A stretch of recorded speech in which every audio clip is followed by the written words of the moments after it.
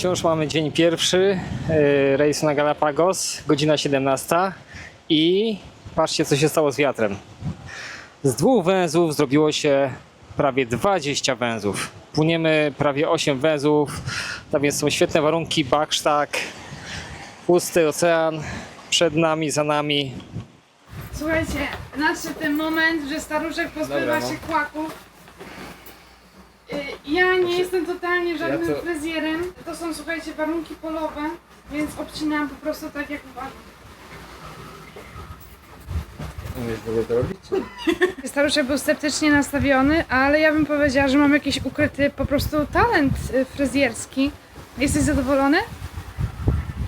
Każdy włos jest tej samej długości, to już jest bardzo dużo. To już jest duży sukces. On sobie lubi, tak wiecie, rozczapiżać, więc no ma tak jak ma. Wiesz, że jest dzikie po prostu. Tak, ale powiem wam, fajnie to wyszło. W końcu jest skrócony.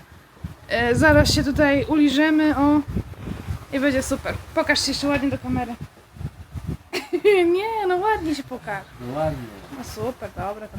Teraz, Teraz ja się za to, dobra? tylko proszę mi tutaj nie mówić o jakichś przesądach, że ścinanie włosu na Atlantyku to jest zły pomysł czy coś, bo... Na Pacyfiku, tak, tak. Ej, super, dobra tam.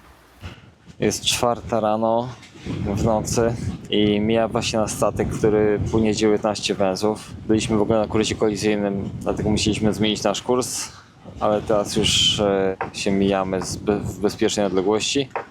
I tutaj jest taki tor wodny, który biegnie z kanału panamskiego w kierunku zachodnim. Musimy teraz ten tor wodny przeciąć, czyli tak prostopadle do toru wodnego, żeby jak najszybciej go przeciąć i już będziemy wtedy na takim otwartym oceanie, z dala od ruchu dużych statków. Jesteśmy na środku morza, nie widać lądu i patrzcie, co jest obok nas. Jakaś metalowa, nie wiem, beczka czy skrzynia, która pływa na powierzchni wody, a na niej siedzą 2 ptaki. Nie wiem co za gatunki, chyba jeden to jest głuptak, a drugi to może być jakaś rybitwa. Więc takie rzeczy czasem możecie spotkać na środku morza. Witajcie w dniu drugim. Dzisiaj już wypłynęliśmy z Zatoki Panamskiej, tak więc jesteśmy na otwartym, można powiedzieć, oceanie, na otwartym morzu. To jest, widzicie na mapie, tu jest Zatoka Panamska, my już jesteśmy poza nią. I warunki trochę słabsze są niż wczoraj, ponieważ wiatr jest na poziomie 5 węzłów niecałych, ale ponieważ mamy bardzo czyste dno, dość świeże po antifoulingu, tam jest łódka, całkiem nieźle sobie radzi. Płyniemy prawie 3-4 węzły. Robimy postęp, pogoda jest w miarę ok, nie ma jakichś deszczów, w nocy było trochę burz, natomiast obecnie się wypogodziło, mamy nawet miejsca, gdzie jest niebo takie niebieskie, bezchmurne. Cześć kochani, Morska Puma się wita z wami. Słuchajcie, obok nas przechodzi jakiś taki niefajny froncik. Jak na razie nie ma co panikować, bo przechodzi obok. Jak wiatr się trochę wzmoży, to zacznie coś tutaj zwijać i tak dalej. Jak na razie bez paniki. Płyniemy ile? Dosłownie 2 węzły, a wiatru jest 4 węzły, więc bardzo, bardzo kiepściutko. Ocean spokojny naprawdę jest aż za spokojny. A tutaj w środku staruszek odpoczywa sobie, śpi.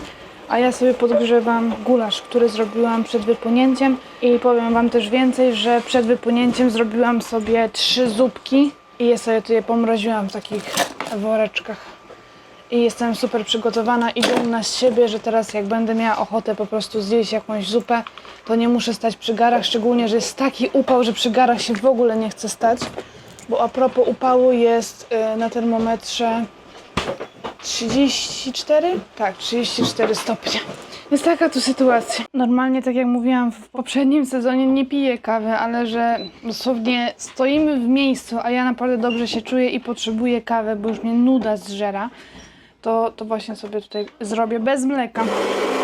I tak jak myślałam, front sobie gdzieś poszedł daleko od nas, minął nas bokiem. Aktualnie jest gdzieś tam przed nami. Sytuacja wiatrowa dalej jest beznadziejna, płyniemy, ciężko nazwać to płynięciem, 2 węzły, a wiatru jest 4.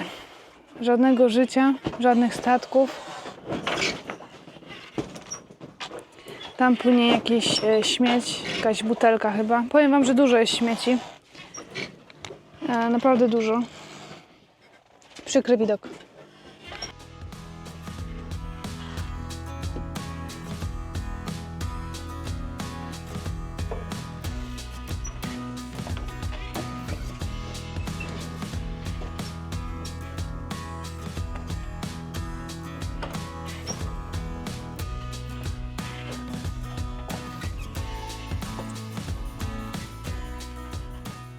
O, korzystając z chwili, to można sobie sklarować liny.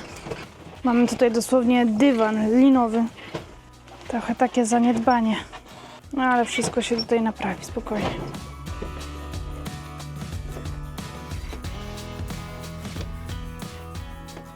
Nie wiem, czy będzie widać.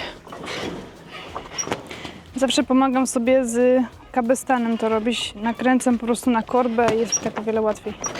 Ręce mi się mniej męczą. Niesamowite, że było w nocy nawet do 25 węzłów, a teraz ledwo 4. A już się cieszyliśmy, a szczególnie staruszek się cieszył, że w takim tempie to w 5-6 dni dopłyniemy. Ja mówię, nie kracz, nie kracz. I wykrakał. O, ale poplątane, aż wstyd pokazywać. Staruszek nie lubi klarowania lin, bardzo nie lubi. I za każdym razem się wściekam. No i przyszedł ten moment, kiedy no po prostu muszę to zrobić, bo już mi tak kuje w oczy, że nie idzie wytrzymać.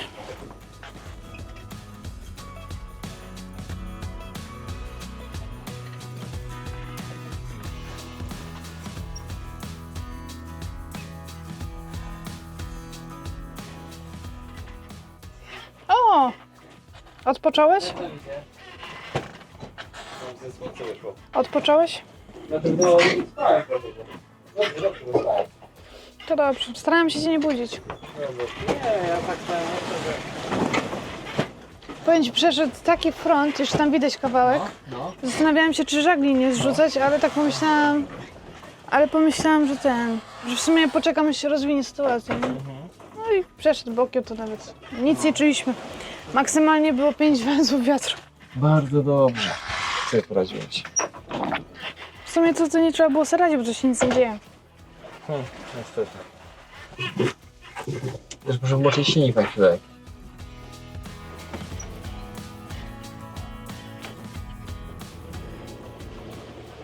Cześć kochani, już Witajcie. tak oficjalnie w dniu, Drugim. drugim dniu.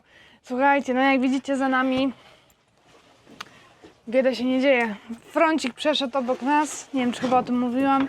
Bardzo spokojnie, widać w oddali jeden statek, gdzieś tam z boku mijał nas drugi statek. Jeszcze jesteśmy w takiej strefie statkowej, blisko Ameryki i po prostu trochę jeszcze ruch jest, ale coraz dalej, coraz dalej. I właśnie, a propos coraz dalej, to teraz powiemy o dystansach. Pokonaliśmy 241 km. Przed nami 1363 do wyspy San Cristobal. Tak wyglądają nasze dystanse, także jeszcze ta jedyneczka z przodu jest. Zawsze mówię, że jak jest jeszcze jedynka z przodu, to jeszcze jakoś ten dystans wydaje się taki długi, taki, że naprawdę jeszcze długo przed nami, ale już, no ile zostało nam? Niecałe 400 km, żeby tej jedynki z przodu się pozbyć i już będzie potem, że tak powiem, z górki. Wczoraj, jak widzieliście, były całkiem niezłe wiatry, szczególnie w drugiej części dnia. Natomiast dzisiaj od rana wiatry osłabły. Obecnie to już jest naprawdę bardzo słaby, bo 4 węzły. Chociaż fakt, że kierunek jest półwiatr, tak więc przy takim 4-węzłowym półwietrze, w sumie on jest taki między 4 a 5, i tak płyniemy te 3 węzły z kawałkiem. Tu jest chyba też jeszcze jakiś prąd, który nam pomaga trochę. No więc posuwamy się naprzód cały czas. 3,5 węzła. To w ciągu dnia zrobimy te 150 km, coś takiego, nie? Może teraz pytanie, tak? Sytuacja się trochę powtarza z BVI na Panamę, jak poznaliśmy, że też te początkowe dni były takie bardzo, bardzo powolniutkie. Ja nawet szczerze mówiąc czuję się na tyle dobrze, że pozwalam sobie na różne rzeczy, jeżeli chodzi o jedzonko. Na przykład zaraz będę jadła papaję, gdzie ja zwykle na rejsach nie jem żadnej surowizny. Tak teraz sobie chyba pozwolę przekąsić, bo mam straszną ochotę. I no to już świadczy o tym, że naprawdę warunki są bardzo, bardzo dobre, jeżeli chodzi o takie życie. Pytanka. Były 4 pytania, mam nadzieję, że żadnego nie pominęłam, bo czasem YouTube mi tutaj świruje, jeżeli chodzi o to, ale obiecałam, że będziemy odpowiadać na 3 pytania, ale że są tylko 4, no to odpowiemy już na wszystkie. Janek 911. Czy po drugiej stronie kanału panamskiego robiliście jeszcze jakieś techniczne rzeczy z jachtem? Tak, zrobiliśmy serwis silników. Czyli taki standardowy serwis, wymiana oleju, filtru, impelera, filtr powietrza i filtr paliwa, tak? I to było chyba wszystko.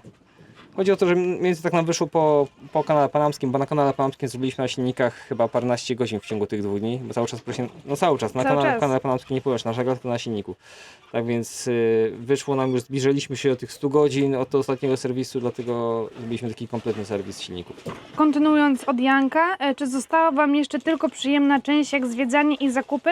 No i jak różnią się ceny w zależności, która strona Panamy? Pozdrawiam, miło Was znowu widzieć. Bardzo dziękujemy. Czy została przyjemna część jak zwiedzanie i zakupy? Zakupy jak dla mnie nie są nigdy przyjemną częścią, bo trzeba bardzo dużo się skupić na tym, co kupić, jak kupić. Bardzo dużo rzeczy przemyśleć, bo też ma wpływ na przykład temperatura, bo nie wszystkie rzeczy kupisz, żeby to tak leżało bez lodówki i tak dalej. Więc to nie jest, jak dla mnie, to nie jest przyjemna część, bo za dużo rzeczy trzeba przemyśleć, dużo rzeczy trzeba przeanalizować. Jeżeli chodzi o zwiedzanie, to też niestety w ogóle nie mieliśmy na to czasu. Niestety Panama nam dosłownie tak przeleciała. Nie zwiedzaliśmy praktycznie nic, byliśmy w jednym miejscu. Tak, to jest takie słynne panamskie wzgórze z taką flagą na szczycie. To jest Ancon Hill, jakoś tak. Coś takiego, już nie pamiętam właśnie. I to byliśmy tylko tam i w sumie nie doszliśmy na sam szczyt, bo byliśmy zbyt zmęczeni. Też musicie brać pod uwagę, że tutaj jest prawie 90% wilgotności i dochodziły upały momentami do 40 stopni. Naprawdę było bardzo, bardzo ciężko. Nawet teraz na jachcie jest ciężko, bo jest 35 w środku, bo patrzyłam przed chwilą. Ta wilgotność może, nie wiem, jest większa, mniejsza, nie wiem, ale naprawdę trudne warunki do takiego normalnego funkcjonowania, szczególnie gdy jesteś z Polski, to się nie oszukujmy, naprawdę ciężko. No i Monika miała jeszcze wtedy awarię butów i musiała iść boso. Tak, i musiałam właśnie boso iść. Na szczęście tam był asfalt, ale była taka droga trochę taka żwirowa i szłam boso. To w sumie nie był jakiś dla mnie problem, ale największy problem był z upałem, z tym takim dusznością straszną. I też spotkaliśmy po drodze Adriana. Adriana jest Z Kosowa. Z Kosowa, tak. I chciał z nami iść. Na początku był bardzo taki niepewien, bo czy wy idziecie na pewno, czy idziecie z nami na pewno, czy z nim na pewno, na pewno. Ja mówię, tak, no na pewno tam idziemy. On na pewno. No tak się dziwiłam, o co mu chodzi w ogóle. No i poszliśmy z nim ile? Z 200 metrów i powiedział, że nie da rady, cofa się, bo po prostu nie da rady, jest zbyt zmęczony, warunki są zbyt trudne dla niego. I też, że gościu pochodzi z Europy, to po prostu nie dał rady, no. No ja tylko powiem, że pomimo, że było to takie miejsce w Panamie nie byliśmy długo, tak naprawdę tydzień byliśmy niecały, tak? Tak. Przepłynęliśmy w niedzielę wieczorem, a w sobotę rano już wypłynęliśmy, więc było to 5 dni, można powiedzieć. To w tym miejscu Monika tak naprawdę spełniła swoje największe marzenie. Tak, właśnie w tym miejscu, na tym wzgórzu można to nazwać. Podeszliśmy jeszcze kawałek dalej do takiego jakby miejsca, gdzie siedział ochroniarz. No i trzeba było się wpisać na listę jakby obecności, podejrzewam po to, żeby po prostu potem weryfikowano, czy ktoś jeszcze jest na górze, czy nie, bo oni to miejsce potem zamykają i nie może tam wjechać po którejś tam godzinie, bo to jest chyba jakiś rezerwat przyrody, Tak. czy coś w tym stylu. No i podeszliśmy do tego ochroniarza i on tak zagadał do nas, skąd jesteśmy i tak dalej. No i powiedzieliśmy, że przyszliśmy tutaj porozglądać się tak naprawdę ze zwierzakami, bo bardzo mi się marzy zobaczyć choćby leniwca czy tukana. No i on powiedział, o spoko, tak pogadaliśmy sobie trochę, ale już mówię do staruszka, wiesz co, ja już nie dam rady iść dalej, bolą mnie nogi, jestem zmęczona, a jeszcze mieliśmy jedzenie na wynos, ty wziąłeś ryż z owocami morza, a ja wzięłam pizzę, gdzie powiedziałam, że mam uczulenie na paprykę i żeby absolutnie nie dawali papryki. Oczywiście jak otworzyłam pudełko, to była sama papryka. No już mówię, dobra, już zejdźmy tam kawałeczek niżej i zjemy sobie jedzonko i zaczniemy wracać, bo jeszcze mieliśmy też bardzo dużo rzeczy do załatwienia na jachcie. No i tak ochroniarz chyba spodobaliśmy mu się i powiedział, chcecie zobaczyć coś? A my takie, ciekawe co? I zaprowadził nas kawałeczek niżej do takiego drzewa, które praktycznie nie miało liści i pokazuje, zobaczcie tam. Ja takie, oh my god! 2 leniwce siedziały, słuchajcie. Po prostu to było dla mnie tak niepojęte. Po pierwsze, że ja tego w ogóle nie zauważyłam, a po drugie, że one dosłownie były na wyciągnięcie ręki jakby. Tak, bo one ile były tam? Z 50 metrów? Nie, z 20 może. No może z 20 parę. rzeczywiście, przesadziłam. Tuż obok drogi. To było tak niesamowite przeżycie dla mnie. I no, cały czas się gapiłam na te leniwce i okazało się, że to są leniwce trójpalczaste i właśnie pan powiedział, że tutaj w Panamie, na terytorium Panamy to jest rzadkość, żeby były trójpalczaste, bo zwykle są dwupalczaste. I ja takie, i robiłam tam zdjęcia i teraz powinny się pokazywać, on tutaj przebitki. Niestety leniwiec siedział tak dość ostro pod słońce i te zdjęcia są takie jakby zacienione, ale po prostu to było takie wow. I sobie tak siedzimy i rozmawiamy z panem ochroniarzem i staruszek się pyta ochroniarza, co to za dźwięk taki jest wydawany w tle? A ten gościu, że no tukan. A ja takie, co? Tukan? Pokazuj mi tego tukana. No i pokazał i dosłownie potem jeszcze był taki moment, że usiadł no dosłownie nad naszymi głowami i patrzyłam na jego piękny, kolorowy dziób i to było, no po prostu to było tak piękne przeżycie. I to były jedyne miejsce, które udało nam się rzeczywiście gdzieś tam coś zwiedzić, może nie w pełni, ale cel został osiągnięty, bo zobaczyłam pierwszy raz w życiu no na żywo, w dzikiej takiej, w dzikim środowisku leniwca, tukana, była jeszcze ta iguana. I jeszcze Monika zobaczyła tam swojego ulubionego ptaka. Tak, dzięcioł był, tak, no. No pięknie. Potem jeszcze spotkał nas taki pan z Ameryki, rozmawialiśmy bardzo długo z nim, tak na oko miał z 80 lat. Taki ciekawy. Tak, przyjechał tutaj dawno temu, pracował jako inżynier tutaj w Panamie. A jeszcze dzień wcześniej byliśmy też na zwiedzaniu, tam w tym parku takim pięknym, gdzie spotkaliśmy Clarka, z którym też długo rozmawialiśmy. W ogóle w Panamie spotkaliśmy pomimo tej krótkiego czasu bardzo ciekawych ludzi, takich naprawdę niezwykłych. Ten Clark był taki bardzo widać, w ogóle siedział w parku i czytał książkę, nie? Właśnie to było Taki- dla mnie takie niepojęte, że po pierwsze w ogóle podeszliśmy na takie wzgórze i tam była kapliczka, taki ołtarz Matki Boskiej i były ustawione w koło ławeczki i właśnie siedział na ławeczce Clark i bardzo mnie zaskoczył, że czytał książkę. No nie oszukujmy się, w tych czasach jak ktoś czyta książkę, to musi być chyba naprawdę wyjątkową osobą. I tak na niego się spojrzałam, on się spojrzał na mnie i od razu zapytał, skąd jestem. No i wtedy staruszek też do nas dołączył i właśnie zaczęliśmy rozmawiać, że jesteśmy z Polski i tak dalej. Jego szwagierka chyba jest w ogóle z Polski, coś takiego było. Znaczy jego, tak, jego, Tak, i ożenił się z także Polką. niesamowite, że mieliśmy jakieś tam korelacje ze sobą. I po prostu tak rozmawialiśmy, też bardzo ciekawa osóbka i w ogóle polecał nam przeróżne miejsca do zwiedzania, no ale po prostu, no nie, jeżeli chodzi o zwiedzanie, odpowiadając już tak krótko na to pytanie, nie mieliśmy w ogóle czasu na takie szersze zwiedzanie. Trochę przykro, bo Panama oferuje naprawdę wiele atrakcji.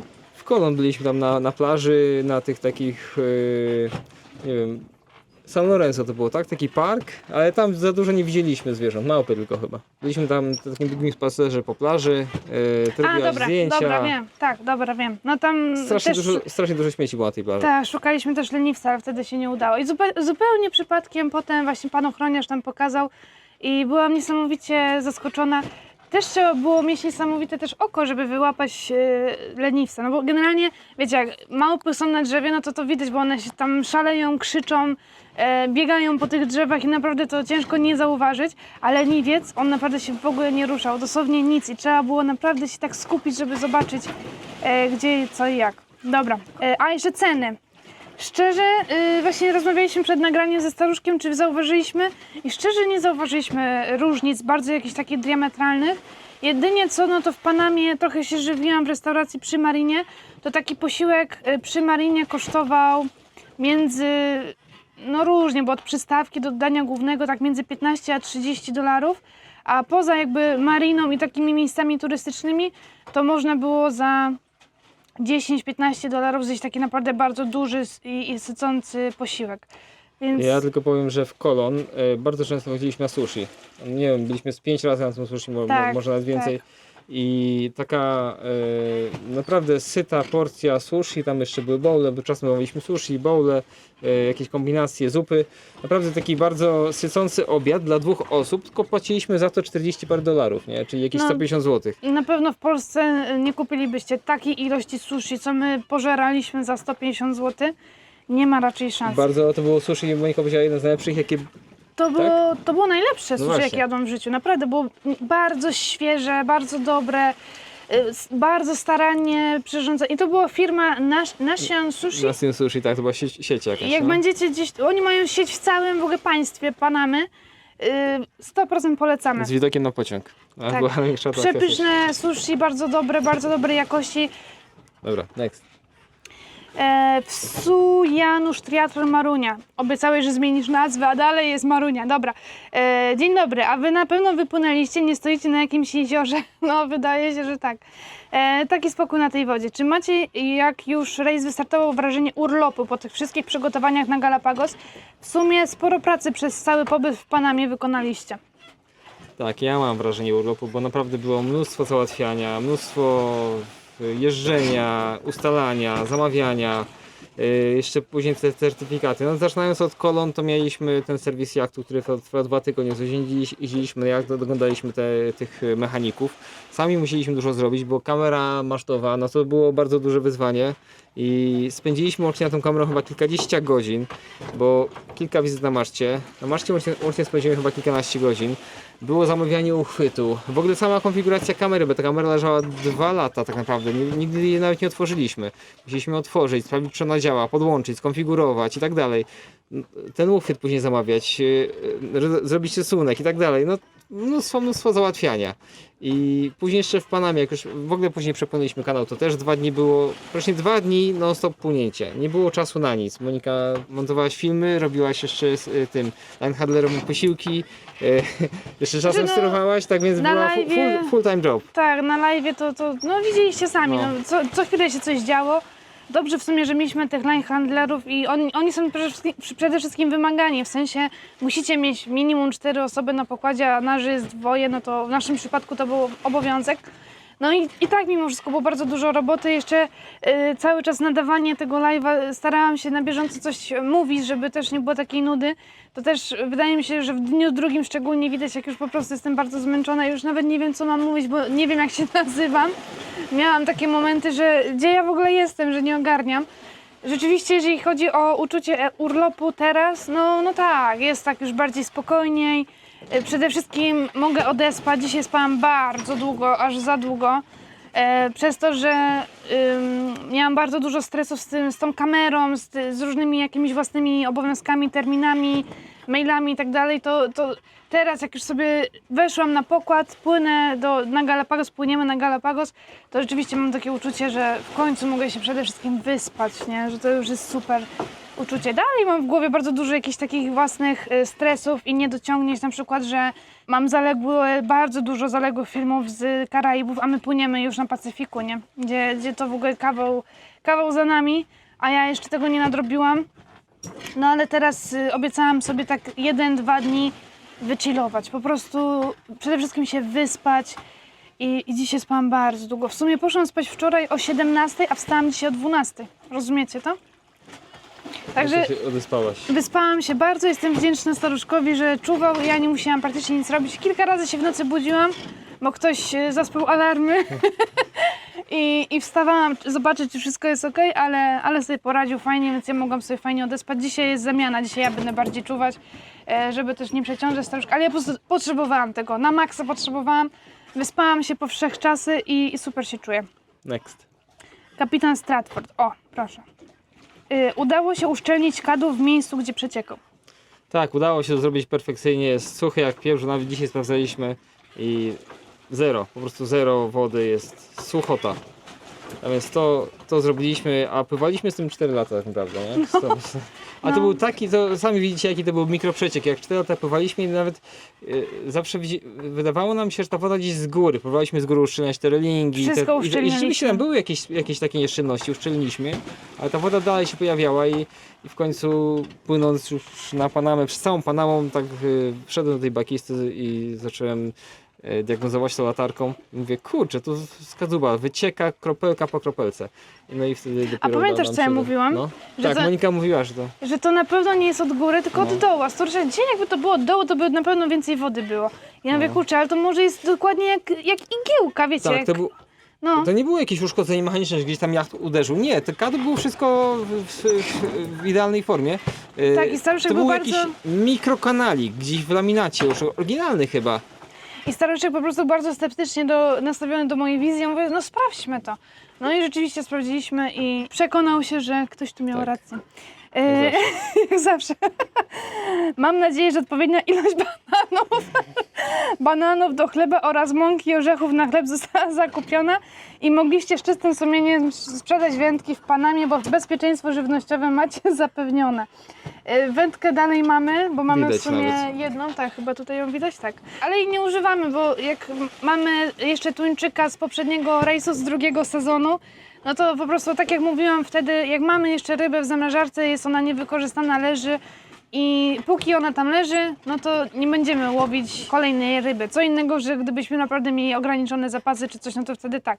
Ale że jeszcze nie przejedliśmy tamtej, no to wędka leży i, że tak powiem, kurzy się. Jak nam się skończy ryba albo jedzenie jakieś takie ogólne, no to pewnie zarzucimy, ale jak na razie nie mamy takiej zupełnej potrzeby. Przy takiej prędkości to i tak byśmy nie połowili, bo płyniemy No, teraz dokładnie.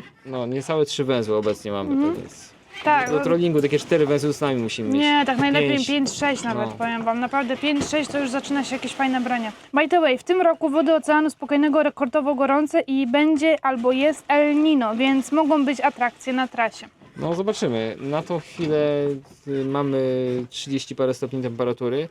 Temperatura wody sprawdzałem wczoraj miała około 30, nawet może trochę powyżej. Znaczy Zaraz tak, no masz zobaczymy. rację, wydaje mi się, że jestem teraz 31 stopni tu jest, El mamy Nino. na tym. Natomiast my cały czas płyniemy na południe. Do Galapagos jeszcze będzie dosyć gorąco, bo tam będzie też jakieś 28-30 stopni. Natomiast później, jak już wyruszymy na Wyspę Wielkanocną, no to będziemy się kierować w stronę strefy coraz chłodniejszej i na Wyspie Wielkanocnej to temperatura jest około 20-22 stopni. Więc może do Galapagos doświadczymy, może trochę w okolicach Galapagos, trochę poniżej Galapagos, ale później już będziemy na chłodniejszych wodach, tam jest raczej tego już nie będziemy mieć z tym styczności. Przyznam szczerze, że bardzo już mi brakuje takiej temperatury 25 chociażby, nie? Bo jednak ja wiem, że wiele ludzi mówi, o ja, co ty wygasz, 30 stopni, piękne słoneczko, no nie no. Na dłuższą metę 35 stopni i taka wilgotność jest po prostu aż wręcz niebezpieczna. Ja powiem też szczerze, że przez cały pobyt w Panamie czułam, że mój organizm przechodzi niesamowity stres, bo też czytałam, że jest coś takiego, jakiś taki stres temperaturowy, nie wiem jak to dokładnie powiedzieć, może Paweł wam tutaj wstawi, jak to się nazywa profesjonalnie. Niesamowity stres mój organizm przechodził, cały czas byłam jakaś taka nieswoja, przez to, że miałam wrażenie, że się po prostu zaraz wykończę przez te upały i było okropnie, więc marzy mi się już taka temperatura, tak 25, żeby, wiecie, móc pójść na wyspę, porobić jakieś fajne zdjęcia, relacje, nie walcząc o życie po prostu, nie? Żeby po prostu móc normalnie pospacerować w jakichś takich bardziej ludzkich warunkach, bo tak jak mówię, w Panamie też nie zwiedzaliśmy, ale chyba też nie za wiele nawet ochoty na to mieliśmy, żeby nawet zwiedzać. Jakby nawet tam jakiś czas wolny był, to nawet, nie wiem, ciężko by było, że tak powiem, nawet się wręcz zmusić, żeby gdzieś pójść. Jakbyście spędzili ostatni rok czasu, nawet dłużej niż rok, w temperaturze 30+, a ostatni miesiąc to było 33-35, to też byście tęsknili za temperaturą typu 20 parę stopni. No teraz w Polsce jakie są temperatury, to myślę, że moim zdaniem idealna, nie? Że można pójść, pospacerować właśnie gdzieś w lesie, wypić kawkę w kawiarni. Piękna sprawa. Tutaj jest aż za gorąco i aż się nawet jeść nie chce, tak szczerze mówiąc. I cieszę się sama do siebie, że wpadłam na pomysł, żeby zamrozić sobie kilka zupy, tam 14 woreczków na 2 tygodnie, bo nie muszę po prostu stać przy garach i gotować, bo ja bym chyba całkiem się rozpuściła. Coś jeszcze chcesz dodać? Tak, bo bananów mam bardzo dużo, bo jeszcze nawet ostatni banan został jeszcze z kolon chyba nawet mamy, czy No nie wiem. taki ten już bardzo dojrzały, właśnie dzisiaj muszę go zjeść. Bo kupiliśmy oczywiście w Panamie nowe, świeże banany, chyba z 20 jak nie więcej. Ale mamy jeszcze jeden taki starszy banan, który jest już do zjedzenia dzisiaj. No, Mamy więc dużo bananów. Nie, jeżeli chodzi o jedzenie, to mam bardzo dużo jedzenia i też powiem wam, że tego jedzenia nam mało schodzi, bo po prostu jakoś mało jemy, mały apetyt jest za gorąco. Wiecie, no czasem zdarzają się takie pogody w Polsce, że nie chce się nic, nie chce się wychodzić z domu, nie chce się jeść. I to jest dokładnie tutaj to samo. I mamy to samo, że nie ma człowieka jakiegoś takiego apetytu. Jest drugi dzień, ja nawet nic nie rozmrażałam, jeszcze zostało mi trochę gulaszu, to dzisiaj zjadłam dosłownie miseczkę gulaszu i chyba dzisiaj to na tyle, bo naprawdę nie mam ochoty w ogóle nawet na jedzonko. Ja ewentualnie w ogóle- jeszcze papaję wciągnę. Co? Nie wiem, czy to nie są takie statki właśnie rybackie, bo tak stoją praktycznie w miejscu, ale chyba nie. Wiesz co, może jest taki wiatr, że wszyscy stoją w miejscu. Nie, to są takie duże statki No, w sensie żaglowe. mechaniczne. Dobra, i ostatnie pytanko od 1 Figofago 1. Pozdrawiamy serdecznie. Już pod żaglem, cała naprzód. Na razie jak na jeziorze, szkoda, że mglisto. Teraz jest fajna pogoda. Nawet fajnie, bo nie ma takiego słońca, chociaż trochę minus ze względu na nasze panele. Teraz mamy obecnie jakieś 50-60% naładowania, co jak na nasze standardowe warunki to jest mało. I staramy się trochę ograniczać, nie? Tak, no nie wiem. Na szczęście nie gotujemy też, więc nie używamy, ale Tak, w Panamie teraz też się dowiedziałem od Moniki, zaczęła się zima w ogóle, nie? Tak, bo w ogóle była wielka kłótnia na ten temat. Ja mówię, po prostu człowieku, założyliśmy się. bo staruszek, że jest teraz, zaczęło się lato i tak dalej. Ja mówię, nie, jest teraz zima. A on, tak, w Polsce jest niby wiosna, lato, a tutaj jest zima. Ja mówię, no tak właśnie jest. I słuchajcie, normalnie aż myślałam, że go uduszę. Chodzi o to, że Panama jest na półkuli północnej, bo ona jest nad równikiem, jest tam chyba 9 stopni nad równikiem. I byłem przekonany, że jeżeli coś jest jakieś państwo jest na tej samej półkuli, co Polska też jest na północnej półkuli, no to mamy te same pory roku, czyli jak u nas jest lato, to tutaj też jest lato, a się okazuje, że to jest odwrotnie. Tak. I była taka sprzeczka, jeżeli chodzi o to. Też staruszek ma taką wadę, nazwijmy to, że jak on sobie coś, że tak powiem, ubzdura, jest pewien czegoś, nie weryfikując tego, to tak musi być. I ja o tym czytałam i wiecie, ja znam fakt, że teraz jest zima, ale on mimo, że ma własne jakieś tam własne zdania na ten temat, to bardzo ciężko go przekonać i dopiero zakład nam pomógł. W ogóle wygrałam, nie wiem czy tak, wiesz. Monika wygrała ten zakład, natomiast uważam, że spójrzcie, teraz w Panamie jest zima, a są najgorętsze temperatury. No jest to Natomiast pokichane latem trochę. w Panamie są chłodniejsze temperatury. No to logicznie chyba jest, że latem nazywa się porę, gdzie jest bardziej gorąco niż zima, tak? Tak więc te jakby nazewnictwo Tak, ale tej pór jest zupełnie czasem- odwrócone. Czasem trzeba, wiesz, przyjąć takie stanowisko, że ktoś może mieć rację, niezależnie od tego, jakie są faktyczne temperatury i założenia. Znaczy nie? ja jestem ósmyślistą i jakby kategoryzuję rzeczy Ja na też. podstawie liczb. A tutaj oni Wiesz, ja też- skategoryzowali na podstawie tego, czy jest pochmurno, czy nie pochmurno. Nie? Tak, no ja też mogę Pomimo, że powiedzieć, jest że jestem goręcej. umysłem ścisłym, ale mimo wszystko patrzę na fakty. Dobra, jak wasze odczucia na samym oceanie? Nie ma wiatru, woda bez fal. Odczucia? No bardzo dobrze, płynie się bardzo powolutku, spokojnie, właśnie nie ma fali, nie czuję się źle, nie doskwiera mi żadna choroba morska. Nawet powiem więcej, że w sumie nie brałam leków żadnych przez te 2 dni. Bo nie czuję też potrzeby, bo czuję się tak jak mówię, no dobrze. No i tak jak nazwa oceanu zobowiązuje, jest naprawdę bardzo, bardzo spokojnie. A twoje odczucia? No, bardzo przyjemnie. Przez to, że jacht płynie dużo wolniej, są wiatry słabe, to też nie musisz mieć takich w nocy jak idziesz spać, to możesz robić dłuższe interwały, nie? Nie musisz wstawać na przykład co 45 minut patrzeć, czy nagle coś się nie zmieniło, no bo ten wiatr jest spokojny i ta łódka się porusza dużo wolniej, tak więc możesz na przykład iść spać na godzinę z kawałkiem, nie? To też jest dobre. No, przez pierwsze parę dni będziemy mieli takie warunki słabsze, bo póki nie dopłyniemy do tej strefy pasatów, to wieją tak lekko z południa, takie już silniejsze wiatry, no to będziemy mieli takie wiatry jak teraz, czyli na poziomie 4 węzłów, może 6 węzłów. Ale powiem wam, że po tym jak mamy nowy antifouling, czyli czyściutkie dno, nie mamy żadnych glonów od spodu, to pomimo, że mamy 4 węzły wiatru, to łódka robi prawie 3 węzły. To jest naprawdę niezłe, bo gdybyśmy byli obrośnięci tak jak jeszcze przed antyfoulingiem, pewnie łódka by pływała kilkadziesiąt% wolniej, nie? To... No jesteśmy bardzo zadowoleni i też mamy tą farbę ProSpeed. Tak, ProSpeed na śrubach. I antyfouling właśnie fajny, położony, nowy, no jest znacząca różnica. Mam nadzieję, że nie będzie tak obrastał. Zobaczymy, no. Czas pokaże, Nasi znajomi mają dokładnie tą samą farbę na kadłubach, na kadłubie, bo oni mają monochul, co my teraz. No i ponoć 2 lata nic im nie obrastało, nie obrasta. Znaczy oni mają tego samego producenta, ale trochę inny model. Chyba ten starszy Oni model. mają 37, mamy 38. Tak. My kupiliśmy model, który jest jeszcze lepszy, czyli powinien teoretycznie jeszcze lepiej się sprawdzić, jeszcze lepszy performance mieć. No zobaczymy, to jest już taki najwyższy niby model, 38 Seajet, oni mają 37 Seajet, nie?